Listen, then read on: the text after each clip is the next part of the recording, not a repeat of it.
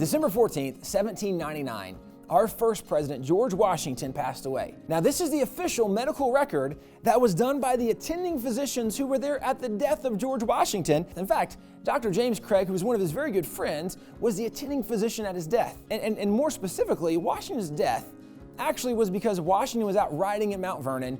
He was out in the middle of a rainstorm. He came home. His clothes were soaking wet, but he was so hungry. He says, you know what? I want to eat dinner before I change. So he ate dinner. Well, the next morning he got up, there's snow all over the ground. He decided, I'm going to go ride out in the snow. I'm going to show some of the men here at my plantation the trees I want to chop down and clear so that the next spring we'll be able to plant there.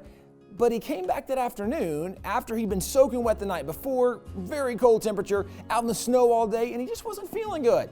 His throat was really, really sore. He started running a fever. Well, back then, if you ran a fever, you would get one of these. This is a medical fleam. And on the end of each one of these is a razor blade.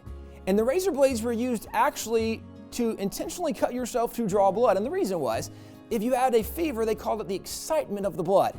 And they thought, well, there's something in your blood that's bad, and so the way to get rid of it is you just need to let some blood out. So you would take this and literally you would cut yourself to intentionally bleed yourself. Well, George Washington knew he was sick.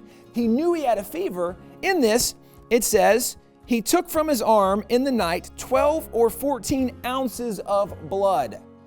Now, the record goes on to indicate that the next morning, he wasn't feeling any better. So they called for the doctor. And here's what the record says. Upon the arrival of the first of the consulting physicians, it was agreed, as there were yet no signs of accumulation in the bronchial vessels of the lungs, to try the result of another bleeding. So he's not feeling any better. Let's take some more blood. Here's what it says. When about 32 ounces of blood were drawn, 32 ounces.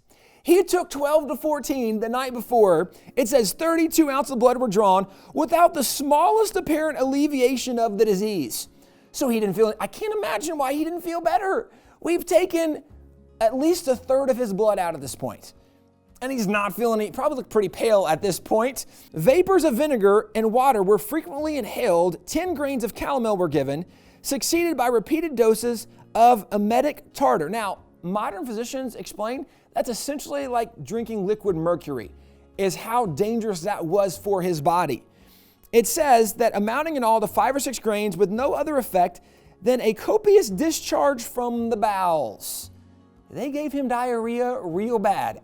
So they've taken his blood, they're making him sick. This is not going well for George Washington. The powers of life seem now manifestly yielding to the force of the disease. Blisters were applied to the extremities together with a cataplasm of bran and vinegar to the throat. Now, he was having a hard time breathing and swallowing. And so they were thinking, what can we do? Well, they thought the reason he couldn't breathe or swallow was his throat was swelling up because of the blood. And they said, well, we need to draw the blood away from his throat. So they intentionally applied blister packs to his throat to make his throat blister to try to draw the blood away. Now, this is the worst medical thing I can imagine you doing to our first president, and this is what they're doing. Well, it continues. Speaking, which was painful from the beginning, now became almost impracticable. Respiration grew more and more contracted and imperfect till half after 11 o'clock on Saturday night, when retaining the full possession of his intellect, he expired without a struggle. Well, the doctor says the disease overtook him. I think arguably the doctor overtook him. I think the medical doctors probably killed George Washington. Their names at the bottom, James Craig and Elisha Dick, the two guys who were the physicians at the death of George Washington. In the midst of all that happened to him, it just makes me a little more grateful for our modern advances in medical technology.